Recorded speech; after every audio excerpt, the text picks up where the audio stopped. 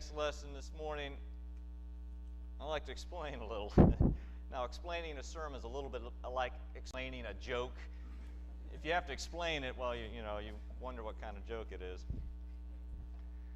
But as I got into this text, the lectionary, the recommended Bible lesson for this Sunday, knowing it's Mother's Day, and the further I got into this text, the more uneasy I got, because almost immediately, as you'll see in this text, Paul, however he didn't mean to, he gets caught up in the midst of an economic justice issue. And I've started getting a little nervous. But then I remembered my mother and her mother before her. Now, they weren't activists of anything like that.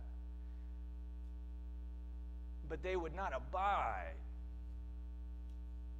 treating another human being with anything less than respect, and the respect they deserve.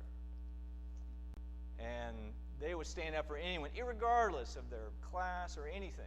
You treated all human beings with respect, because we are all God's children. And so with my dear mother and my grandmother in mind, I'd like to share this text and this message with you. Reading from Acts. Picking up the story with Paul and Silas.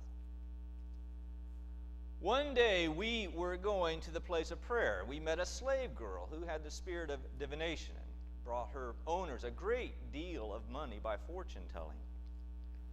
While she followed Paul, and she would cry out, "These men are slaves of the Most High God, who proclaim to you a way of salvation." She kept doing this for many days, but Paul, very much annoyed, turned and said to the spirit, "I order you in the name of Jesus Christ to come out of her." And it came out that very hour.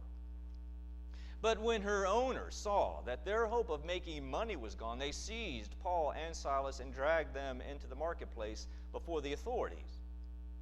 When they had brought them before the magistrates, they said, "These men are disturbing our city. They are Jews and are advocating customs that are not lawful for us as Romans to adopt or observe." The crowd joined in attacking them, and the magistrates had them stripped of their clothing and ordered them to be beaten with rods. After they had given them a severe flogging, they threw them into prison and ordered the jailer to keep them securely. Following these instructions, he put them in the innermost cell and fastened their feet in the stocks. About midnight, Paul and Silas were praying and singing hymns to God, and the prisoners were listening to them. Suddenly there was an earthquake so violent that the foundations of the prison were shaken, and immediately all the doors were opened and everyone's chains were unfastened. When the jailer woke up and saw that the prison doors were wide open, he drew his sword and was about to kill himself, since he supposed that the prisoners had escaped. But Paul shouted in a loud voice, "Do not harm yourself, for we are all here." The jailer called for lights, and rushing in, fell down trembling before Paul and Silas. Then he brought them outside and said, "Sirs, what must I do to be saved?" They answered, "Believe on the Lord Jesus, and you will be saved, you and your household." They spoke the word of the Lord to him and to all who were in his house. At that same hour of the night, he took them and washed their wounds. Then he and his entire family were baptized without delay. He brought them up into the house and set food before them, and he and his entire household rejoiced that he had become a believer in God. The word of the Lord. Thanks be to God.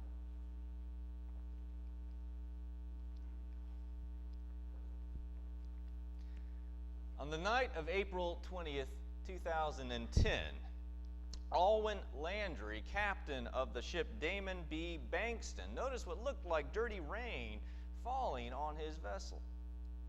His ship was more than 40 miles off the coast in the Gulf of Mexico, but only about 40 feet away from the giant state-of-the-art drilling rig, Deepwater Horizon. As he pondered this strange phenomenon, he looked over at the rig in time to see and witness a fearsome sight.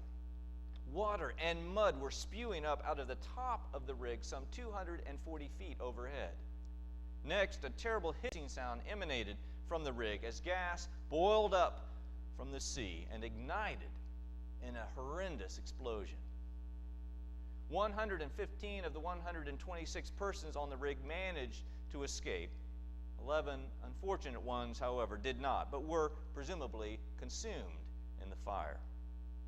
The giant 396-foot long, 256-foot wide oil rig continued to burn for 2 days before it collapsed and sank in waters nearly 1 mile deep. Of course, in the days that followed these terrible events, it was discovered that the safety mechanisms on the rig not only failed to prevent the rise of the gas bubble that caused the explosion, but also failed to seal the pipe. And oil that was once sealed beneath 5,000 feet of water and 13,000 feet of rock, millions of barrels of crude poured into the Gulf of Mexico.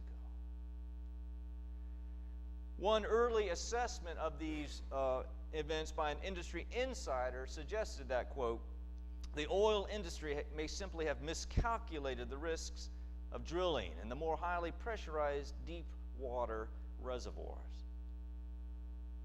One may wonder then, what are the limits of our capabilities beyond which we quite literally get in over our heads? When do the attendant risks outweigh the possible gains, or perhaps more to the point, how do we know when we, or an industry, or anyone for that matter, has overestimated what they can handle and put themselves and others in jeopardy? Must we wait until disaster strikes before we realize that there has been a so-called miscalculation? Can we only recognize that we have taken on more than we can handle in hindsight when we are left dealing with the mess to clean up? Indeed, Paul and Silas may have pondered such questions as they sat in prison, recovering from their beating and facing an uncertain future.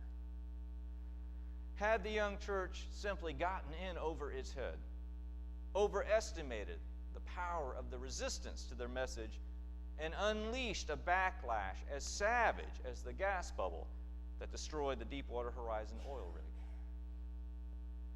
True, Paul had been able to exorcise a spirit from a girl who had followed them, but the events that ensued suggest that their message was no match for the economic and social forces that dominated society. Stripped, beaten, and chained in prison, Paul paid a terrible price for his witness to Christ and endangered the church in the process. And while their jailer would eventually respond positively to the witness of Paul and Silas and be baptized, this result can be used to reinforce the argument that the church had gotten in over its head and that God had to step in and rescue them. This argument makes the case that the power of the gospel is to save individuals and was not meant to be a tool that interfered with economic institutions. An interesting case can be made for this argument. Consider that the girl who had the spirit of divination was being used to provide a livelihood for others. When Paul freed her from the spirit of divination, he deprived these persons of their livelihood. Paul, however, inadvertently had ventured into the economic realm and derailed the legally sanctioned economic exploitation of this girl by others. Paul was in deep waters indeed, and his rash action unleashed a torrent of emotions as uncontrollable and as crude and as dangerous as the gas and oil spilling out of the oil field where the Deepwater Horizon rig had drilled. In this argument, God had to send an earthquake to free Paul and Silas and perhaps to save the entire church from Paul's rash act that had gotten them entangled in the economic injustices of society and get them back on track, proclaiming the gospel to save individuals, right? No, far from it. Indeed, I believe that this story demonstrates the far reach of the gospel to include social and economic realms. Simply put, I do not believe that it is possible to unleash the power of the gospel in the world without being moved into the social and economic realms. This is what happened to Paul and Silas then, and what continues to happen today whenever and wherever the gospel is proclaimed. And this move is no accident like the one that sank the oil rig. Instead, the gospel leads the church to drill in deep waters in order to root out injustice, as one might lance an infected wound. The gospel acts as a tool that exposes the deep extent of the world's enslavement to sin and contrasts the world's social and economic enslavement to the only ones who are truly free in the story from Acts, Paul and Silas. You see, the earthquake that opened the doors, the prison doors, and unfastened their chains did not free Paul and Silas. They had long since been freed in the truest sense of the word by the death of Jesus Christ on the cross. The jailer was the true prisoner. No, the earthquake that broke the chains was a temptation to flee from religious persecution. Yet they stood their ground and continued to proclaim the gospel and trust in its power to redeem. Was Roman society then beyond one of its jailers, redeemed by their actions in this story? No. But injustice is clearly a target of the gospel, if only a future one at this point. Lancing an infected wound does not in and of itself bring healing, but it is an important first step in cultivating social, economic, and even environmental justice. And even where the church cannot effectively promote justice, it can expose injustice, as Paul and Silas did, wherever it proclaims the gospel of Jesus Christ and suffers for it. So, what can the church say about the events like the Deepwater Horizon disaster? After all, the church has no expertise in energy exploration. And what business is it of ours how a private business operates?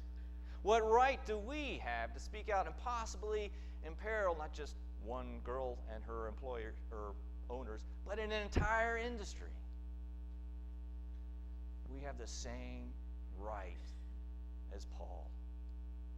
The social and legal order of Paul's day considered the slave girl whom he helped to be the property of another. But in truth, we all belong to God. So Paul acted in faith on this deeper truth, even though it threatened the status quo and imperiled his own life. Likewise, the social and legal order of our society considers the property and mineral rights of the earth to be owned by those who have title to it. But in truth, we own nothing in this world, for we take nothing with us when we leave it. We are all renters, or to use the biblical term, stewards of God's creation, who are accountable to God and one another for how we manage creation. From the energy producers who push the limits of human technology to the energy consumers like you and I, who make it profitable for them to take extreme risks, we all share culpability in these disasters. And though the act of proclaiming this truth takes us into the deepest of waters, I pray that the church will not shy away from speaking out boldly and call us all to account for acts of environmental injustice, because finally, in the end, it is the injustices of this world that are no match for the gospel of Jesus Christ. Let all God's people say,